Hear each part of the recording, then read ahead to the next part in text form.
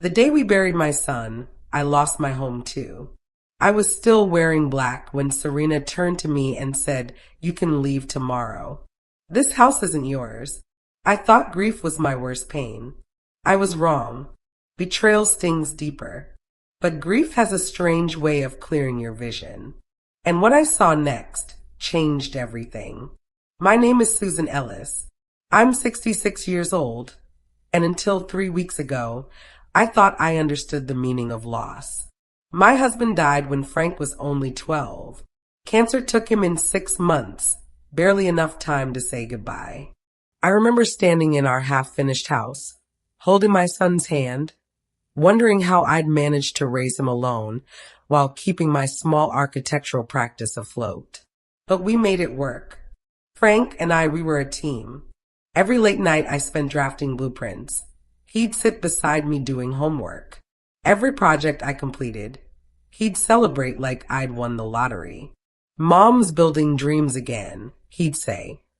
Even as a teenager, when most boys barely acknowledge their mothers exist. When Frank graduated from architecture school, following in my footsteps, I thought my heart would burst with pride. He joined a firm downtown, worked his way up, eventually started his own company. My boy, my brilliant boy, creating beauty from concrete and steel, just like his mother taught him. Then Serena arrived. She swept into his life like a hurricane in designer heels.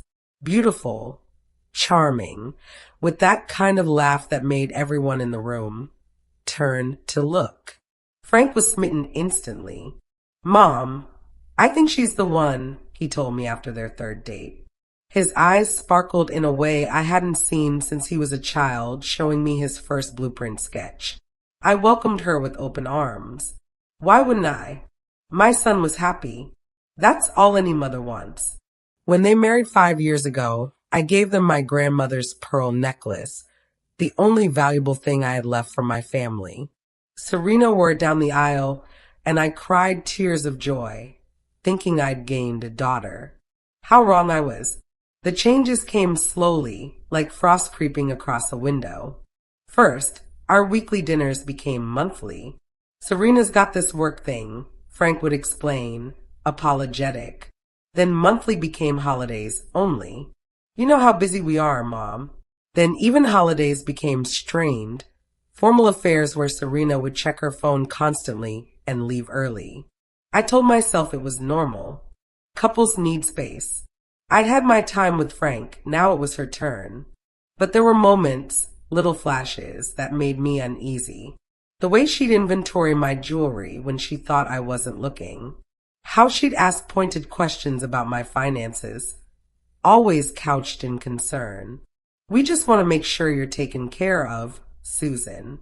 At your age, you need to think about these things." At my age, she never let me forget I was getting older, becoming what she saw as a burden. Then Frank got sick. It started with fatigue. He couldn't shake. Then weight loss. Then the diagnosis that shattered our world. Pancreatic cancer, stage 4. The same disease that took his father, coming for him decades too soon. I wanted to be there every moment, but Serena built walls between us. "He needs rest, Susan. Your visits tire him out." She controlled his medication schedule, his visitor list, even his phone. When I tried to protest, she'd give me that pitying look. "I'm his wife. I know what's best for him." The last time I saw my son conscious, he grabbed my hand with what little strength he had left. "Mom," he whispered, while Serena was out of the room. "Remember the sketches. Our sketches. Promise me." I promised, not understanding what he meant. 3 days later, he was gone. The funeral was a blur. Serena played the grieving widow perfectly. Designer black dress, subtle makeup that highlighted her tears, accepting condolences with practiced grace. She even let me sit in the front row, though she made sure everyone knew it was her decision, her generosity.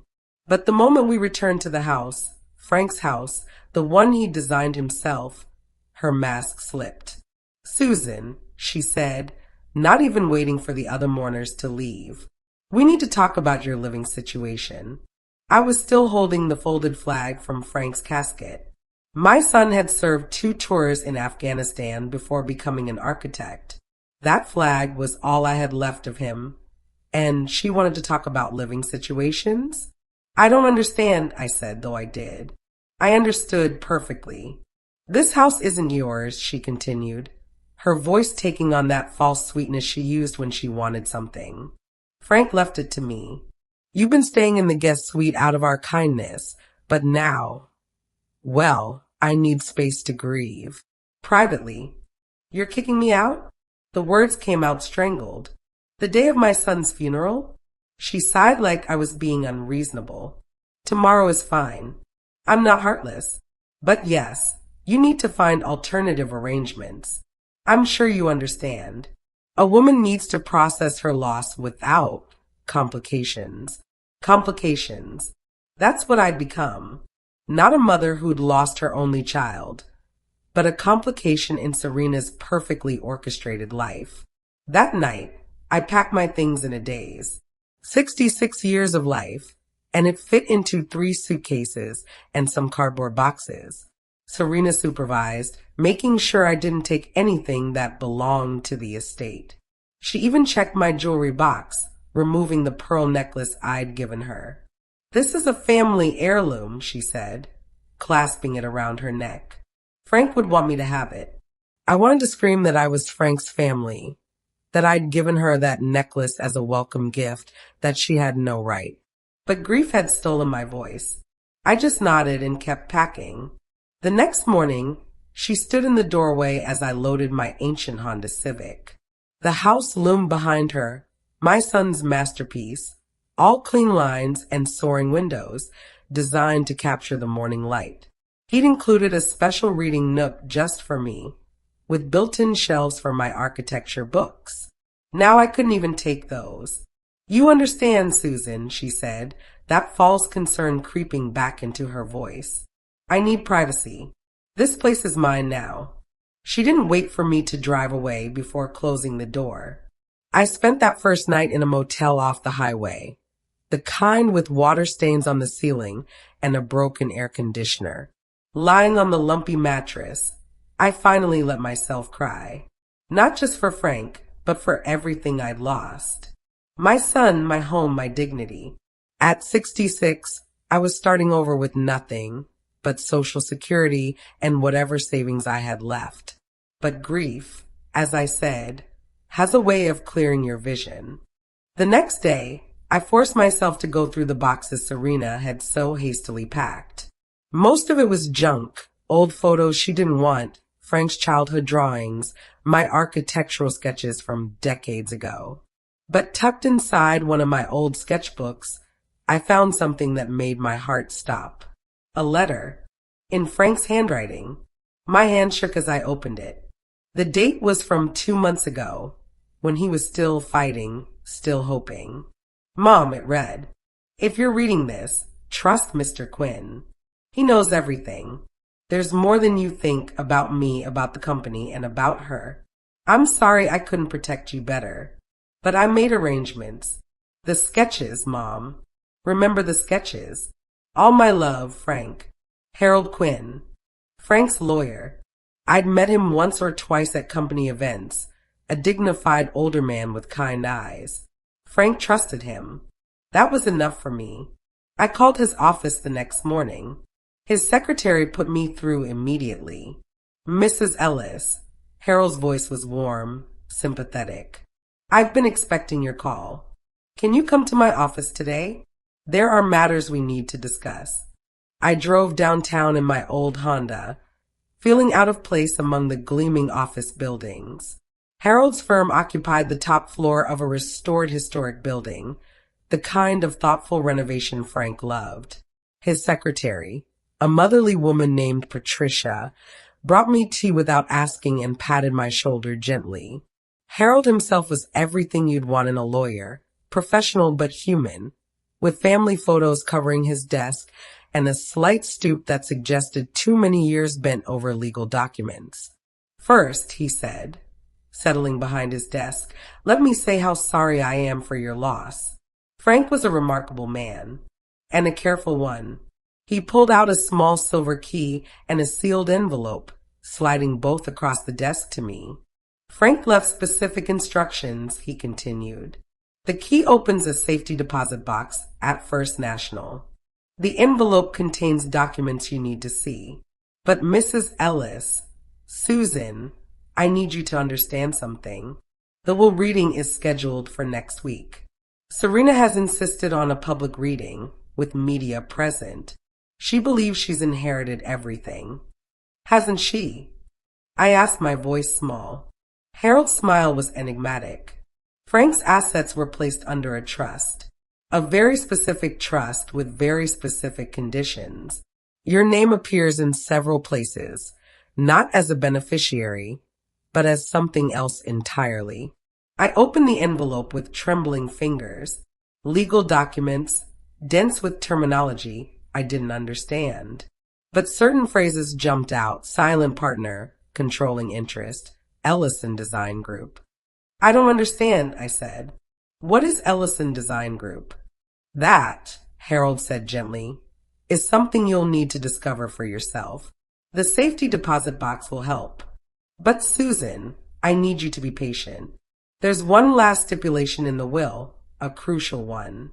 But for it to take effect, Serena must reveal her true colors. Publicly. She already has, I said bitterly. She threw me out the day of the funeral. In private, Harold corrected. Frank knew his wife well. He anticipated this. But for his plans to work, she needs to show everyone who she really is. Can you do that? Can you wait knowing what's coming? I thought of Frank's letter, his plea to trust Mr. Quinn. Yes, I said. I can wait. The safety deposit box revealed more mysteries. Old contracts with my maiden name, Susan Ellison. Architectural drawings I'd created decades ago. Before I married, before Frank was born. Corporate documents for companies I didn't remember forming. And a note from Frank. You always said you were just a small-time architect, Mom. But I did some digging. You built more than houses. You built an empire. You just never knew it. I spent the next week in that motel room, poring over documents, making calls to companies listed in the papers. Slowly, a picture emerged that made my head spin. Those small projects I'd done in my 20s, designing office buildings and shopping centers. I'd retain partial ownership in lieu of full payment, a common practice when I was starting out and clients were cash poor but property rich. Over 40 years, those properties had appreciated, been developed, formed the backbone of what was now a multi-million-dollar portfolio. And Frank had found it all, traced every contract, every ownership stake, every forgotten investment. My brilliant boy had done what I'd never bothered to do. He'd followed the money. But I kept quiet, as Harold advised. Even when Serena called to inform me that she'd be hosting a memorial dinner the night before the will reading. Family and close friends only, she said, her voice dripping with false sympathy. I suppose you can come, if you have something appropriate to wear. The dinner was held at the country club, the one Frank and I could never afford when he was growing up. Serena had invited everyone who mattered in her social circle, plus a few of Frank's colleagues who looked uncomfortable among the society crowd. She held court at the head table, draped in black designer clothing that probably cost more than my car, the pearl necklace prominent at her throat. I sat at a back table, in my simple black dress from Frank's college graduation. A few of his colleagues recognized me, offered condolences, but most of the crowd followed Serena's lead, treating me like an unwelcome obligation. Halfway through dinner, Serena clinked her glass for attention. I want to thank you all for coming, she said, her voice catching artfully. Losing Frank has been the hardest thing I've ever endured, but I'm comforted knowing he left me in a position to continue his legacy. The house, the company, his entire estate. I promised to honor his memory by managing it all with the grace and sophistication he would have wanted. Murmurs of approval rippled through the crowd. Then Serena's eyes found mine. Of course, some adjustments have been necessary, she continued. Frank's mother, bless her heart, had been staying with us. But at her age, she needs more care than I can provide while managing Frank's affairs. I've encouraged her to look into assisted living facilities, something appropriate for her situation. The implication was clear. Poor Susan, old and broke, shuffled off to some state-run facility while Serena lived in luxury. A few people shot me pitying glances. Most avoided eye contact entirely. I stood slowly, every eye in the room turning to me. How thoughtful of you, Serena, I said, my voice carrying clearly. To be concerned about what's appropriate for my situation. Tell me, what do you think is appropriate for a woman who kicks her mother-in-law out the day of her son's funeral? Gasps echoed through the room. Serena's face flushed. Susan, she said, that false sweetness creeping back. You're obviously still grieving. Perhaps you should sit down and be quiet, I suggested. Like a good little old lady? No, I don't think I will. You see, Serena, wealth doesn't erase cruelty, but it sure exposes it. I walked out before she could respond, my head high despite the whispers following me. In the parking lot, I sat in my Honda and smiled. Harold had said she needed to show her true colors publicly. Well, now she was angry, and angry people make mistakes. The will reading was scheduled for 2 p.m. the next day. I arrived early, finding Harold in his office. Ready, he asked. As I'll ever be. The conference room was packed. Serena had indeed invited media, a local society reporter, a blogger who covered architectural news, even a photographer. She wanted the world to see her triumph. She sat at the head of the table like a queen holding court, surrounded by her friends and a lawyer she'd hired to protect her interests. She saw me enter and smirked. As I passed her chair, she leaned in and whispered, Hope you enjoy begging on the streets, because I made sure you get nothing. I took my seat without responding. Harold entered precisely at 2 p.m., followed by Patricia carrying a thick folder and a laptop. Ladies and gentlemen, Harold began, his voice formal. We're here for the reading of the last will and testament of Franklin James Ellis. I'll note for the record that all required parties are present, and that Mrs. Serena Ellis has requested media attendance, which is permitted under state law. Serena preened as the photographer snapped her picture. Harold opened the folder. The will is extensive, so I'll summarize key points. First, regarding the primary residence at 42 Maple Grove Lane. This was Frank's house, his masterpiece. Serena leaned forward eagerly. Mr. Ellis leaves primary residence rights to his wife, Serena Ellis, for purposes of emotional closure and transition. However, these rights are contingent upon adherence to all stipulations within the complete estate plan. Serena waved her hand dismissively. Yes, the house is mine. What about the company? The investments? Harold's expression didn't change.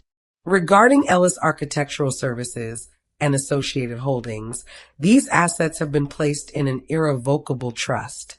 Distribution is controlled by the designated trustee, pending review of all documentation. Who's the trustee? Serena demanded. That will be revealed momentarily. First, there are several charitable bequests. Harold read through a list of donations to architectural schools, veterans organizations, cancer research. Frank had been generous even in death. With each bequest, Serena's face grew tighter. That was money she'd counted as hers. Furthermore, Harold continued, Mr. Ellis specified that his personal effects, including all architectural drawings, sketches, and project files, be returned to their original creator. What original creator? Serena snapped. Frank created all his own work. Not entirely accurate, Harold said mildly. Many of his early designs were based on sketches and concepts created by his mother, Susan Ellis, during his childhood. These materials are to be returned to her immediately. He nodded to Patricia, who wheeled in several boxes. I recognized them. Frank's files from his home office. Serena had probably gone through them looking for valuable information. This is ridiculous, Serena said. A few childhood drawings? Fine, take them. Can we get to the real assets? Certainly, Harold said. Which brings us to the matter of Ellison Design Group. The room went quiet. Even Serena's lawyer looked puzzled. What's Ellison Design Group? Serena asked, suspicion creeping into her voice. Harold pulled out a thick document. Ellison Design Group is the parent company that provided initial funding and ongoing support for Ellis Architectural Services. It holds a 65% controlling interest in the firm. Serena's face went white. That's impossible. Frank owned his company outright. Mr. Ellis owned 35%, Harold corrected. A generous stake for a junior partner, wouldn't you say? Junior partner? Serena's voice rose. He founded that company. With capital from Ellison Design Group, Harold continued calmly. Capital that came with certain conditions. Now, regarding the ownership of Ellison Design Group itself, he paused, letting the tension build.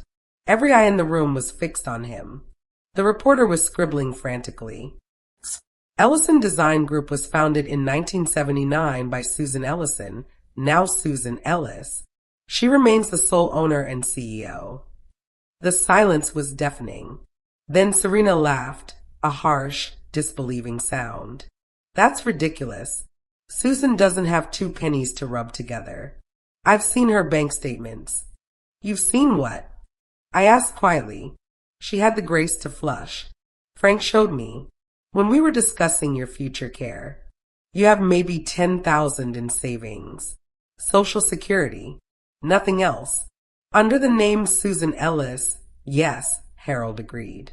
However, Mrs. Ellis maintained her business interests under her maiden name, a common practice for women of her generation who wanted to maintain professional identities separate from their married lives. He turned to me. Mrs. Ellis, would you like me to continue? I nodded, my throat too tight to speak. Harold pulled out another document. The current valuation of Ellison Design Group, including real estate holdings, investment portfolios, and controlling interests in 7 architectural firms across 3 states, is approximately $24.6 million. The photographer's camera clicked rapidly, capturing Serena's transformation from smug superiority to complete shock. Her friends gasped and whispered. The reporter's pen flew across her notepad. That's impossible, Serena stammered. Quite possible, Harold said. Mrs. Ellis was a pioneer in her field, taking ownership stakes instead of fees when clients couldn't pay full price. Over 40 years, those investments have matured considerably.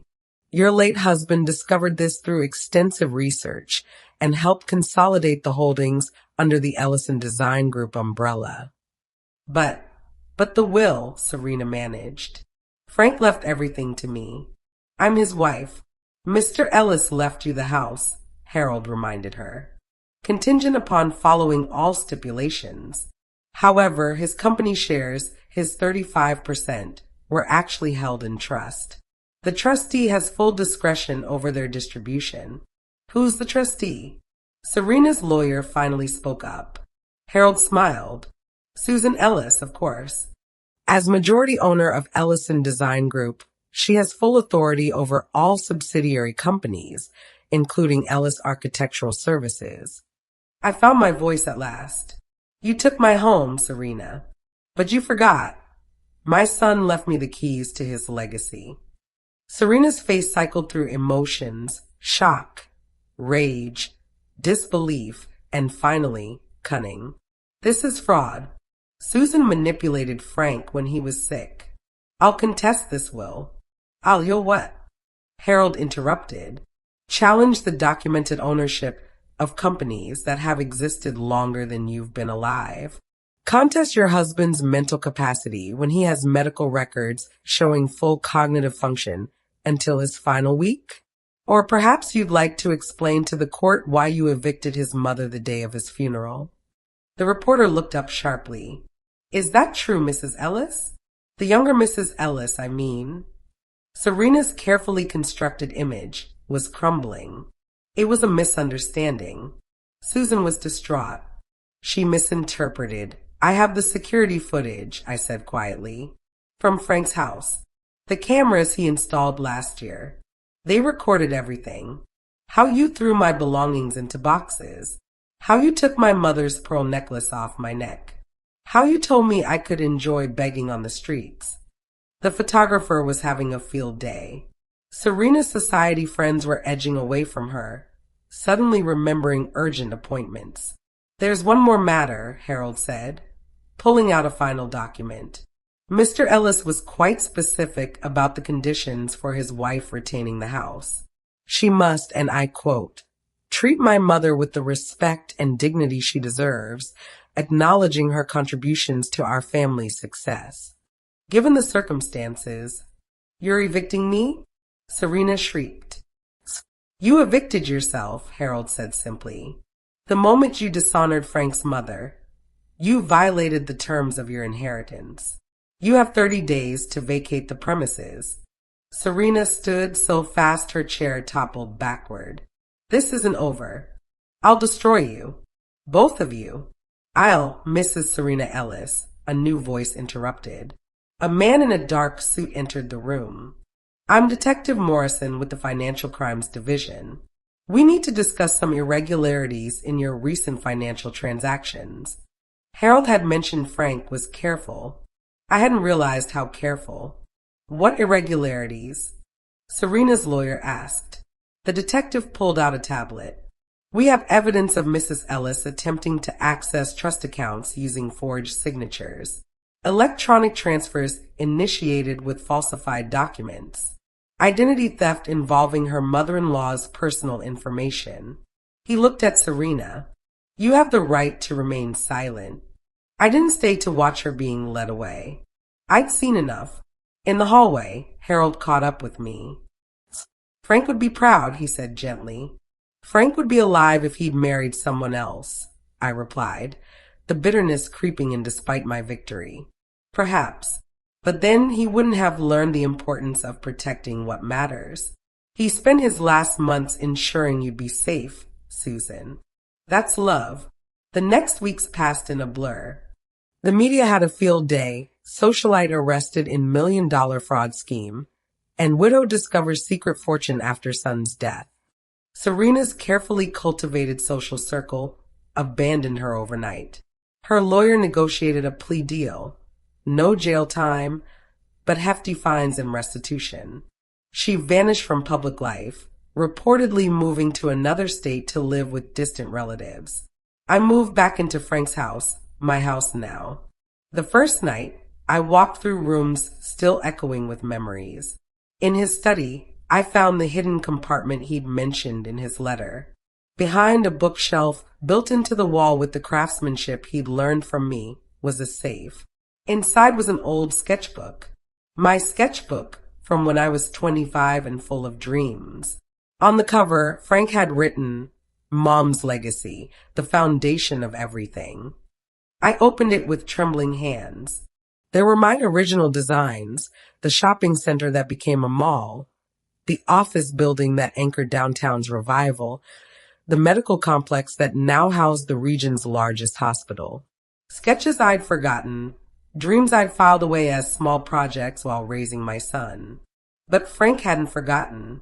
On each page, he'd added notes, property values, development histories, how each project had grown and evolved, how my payment in property shares had accumulated into an empire I never knew existed. On the last page, he'd written a letter. Mom, you always said you were just getting by, just doing what you had to do to raise me. But you built something amazing.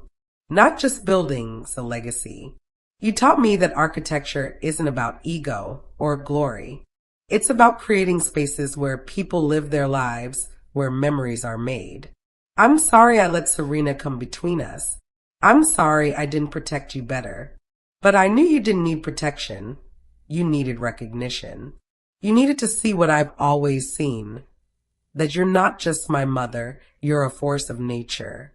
The company was never really mine. It was built on your foundation, your principles, your forgotten sketches that I found in the attic when I was 16. Every success I had started with something you taught me. I love you, Mom. Take care of our legacy. Frank, I sat in his chair, holding that sketchbook, and cried. Not from grief this time, but from love. My brilliant, thoughtful boy had given me one last gift, not money or property, but recognition. Validation. Proof that all those late nights and sacrificed dreams had built something lasting. Over the following months, I threw myself into work. Not because I needed to. $24 million buys a lot of security, but because I wanted to. I restructured Ellis Architectural Services, bringing in young architects who reminded me of Frank. Hungry, talented kids who just needed a chance. I established the Franklin Ellis Memorial Scholarship at his alma mater. I donated to pancreatic cancer research. I even hired some of Serena's former friends who'd fallen on hard times. Not out of kindness to them, but because Frank would have wanted me to be better than his wife had been. The house became a gathering place again. Sunday dinners with the young architects, who called me Mama Ellis and competed to bring the best desserts. Holiday parties where we'd spread Frank's designs across the dining room table and dream up new projects. The reading nook he'd built for me became my favorite spot, finally filled with all the architecture books Serena had tried to keep. One evening, almost a year after the will reading, I sat in the garden Frank had designed. It was spring, and the cherry trees he'd planted were in full bloom. Lucille, my old friend who'd stood by me through everything, sat beside me with tea. You know what I find funny, she said. Serena thought she was marrying into money. She never realized she was marrying out of it. I smiled. Frank knew. He tried to tell her once that I'd been successful before I married his father. She laughed and said, "Sure, successful at picking the right husband." "Joke's on her," Lucille said. "You were successful at raising the right son." We sat in comfortable silence, watching the sun set through the branches. I thought about Frank, about the life he'd lived, and the legacy he'd protected, about how grief had indeed cleared my vision, showing me not just what I'd lost, but what I'd built without even realizing it. You know what Frank told me once? He said architecture isn't about the buildings. It's about the spaces between them, the places where life happens. I think he was right. Of course he was right, Lucille said. He learned from the best. That night, I walked through my son's house, my house, and felt peace. Real peace. Not the exhausted numbness I'd mistaken for peace before. In every room, I saw Frank's touch, his thoughtfulness, his love. But I also saw my own influence in the clean lines I taught him to appreciate, in the way natural light flowed through spaces, in the small details that made a house a home. Serena had been wrong about so many things, but most of all, she'd been wrong about this. She thought taking my home would break me. Instead, it revealed that I'd been building homes all along, not just structures of wood and stone, but foundations of love, legacy, and lasting value. Justice doesn't always roar. Sometimes it just breathes, in and out, steady and sure, like a mother's love outlasting every storm. I picked up my sketchbook, a new one, fresh and clean, and began to draw. Not because I had to anymore, but because I wanted to. Because my son had reminded me that I wasn't just a mother or a widow or a forgotten old woman. I was an architect. I'd built dreams, and I was just getting started. The morning sun streams through the floor-to-ceiling windows of the Susan Ellis Center for Architectural Innovation. I stand in the main atrium, watching young architects hurry past with their portfolios and dreams. 5 years ago, I couldn't have imagined this. Mrs. Ellis? A young woman approaches, nervous but determined. She reminds me of myself at that age. Hungry, talented, but unsure if there's a place for her in this world. I'm Sarah Phillip. I'm here for the internship interview. Of course, Sarah. But first, let me show you something. I lead her to the memorial wall, Frank's wall. His photograph sits at the center, surrounded by his designs, but also by the designs of every young architect we've mentored. The inscription reads, Franklin James Ellis, 1986 to 2024. He built bridges between dreams and reality. Your son? Sarah asked softly. My teacher, I correct. He taught me that legacy isn't what you leave behind. It's what you help others build. We walk past the studios where apprentices work alongside master architects, past the gallery showcasing work from our scholarship recipients, past the child care center where young parents can pursue their careers without sacrificing family, something I wish I'd had 40 years ago. The interview. Sarah reminds me gently. I smile. You're already hired. Anyone who arrives 30 minutes early and takes time to study the memorial wall understands what we're about. The interview is just to figure out which project suits you best. Her eyes widen. Just like that. My son believed in taking chances on people. It served me well. Later, I'm reviewing plans for our latest project when Patricia, still with me after all these years, knocks on my door. You have a visitor, she says, her expression unreadable. I look up to see a woman in her late 30s, well-dressed but worn around the edges. It takes me a moment to recognize her. Serena. She's changed. The artificial glamour is gone, replaced by something more genuine. The designer clothes have given way to simple, professional attire. But the biggest change is in her eyes, no longer calculating, just tired. Hello, Susan, she says quietly. I set down my pen. Serena. May I sit? I gesture to the chair across from my desk. She sits carefully, as if afraid she'll be thrown out. I won't take much of your time, she begins. I wanted to apologize. I know it doesn't change anything, but I needed to say it. I wait. I've learned the power of silence. I was horrible to you. To Frank. I married him for the wrong reasons, and her voice cracks. I robbed him of time with you. Time you can't get back. I'm sorry. Why now? I ask. It's been 5 years. She reaches into her purse and pulls out a newspaper clipping. It's an article about our latest scholarship recipient, a young veteran who lost his leg in Afghanistan and was pursuing architecture as a second career. I've been following what you've done, she admits. The center, the scholarships, the mentorship program. You took the worst thing I did to you and turned it into something beautiful. I needed you to know that someone sees it. That Frank would be so proud. I study her face, looking for the manipulation I once knew so well. But all I see is regret. I work as a paralegal now, she continues. In Boston. I help elderly people protect their assets from people like I used to be. It doesn't make up for anything, but it's something. Frank would appreciate that, I say finally. She stands to leave, then pauses.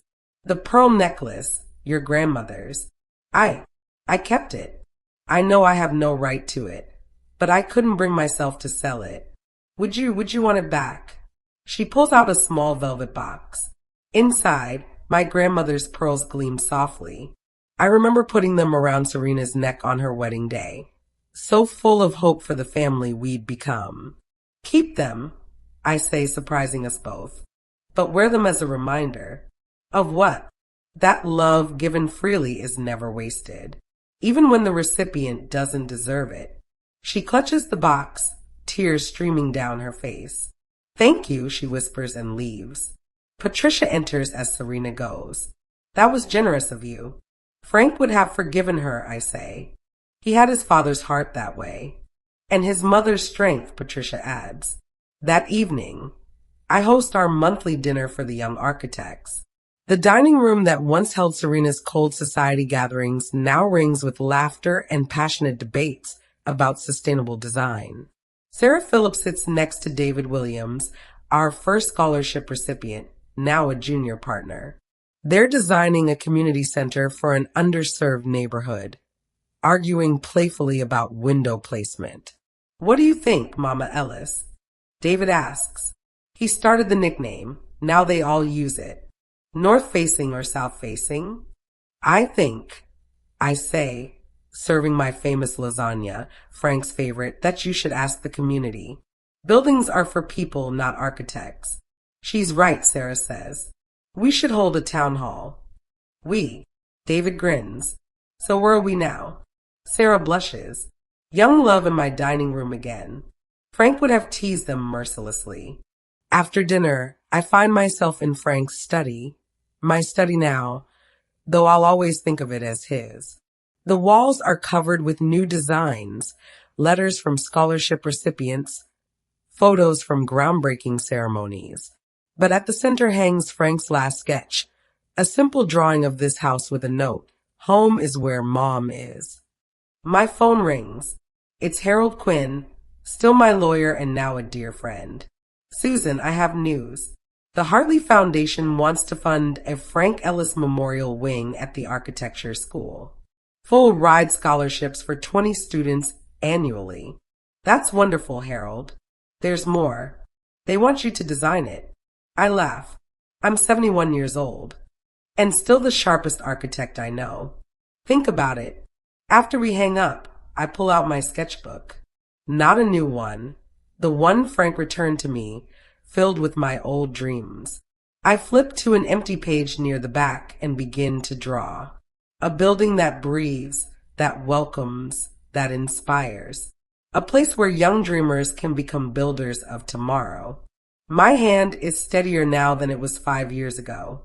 Grief no longer shakes me. Purpose guides me. The design flows onto the page, Frank's boldness mixed with my practicality, creating something neither of us could have imagined alone. A knock at the door interrupts me. It's Sarah and David, looking sheepish.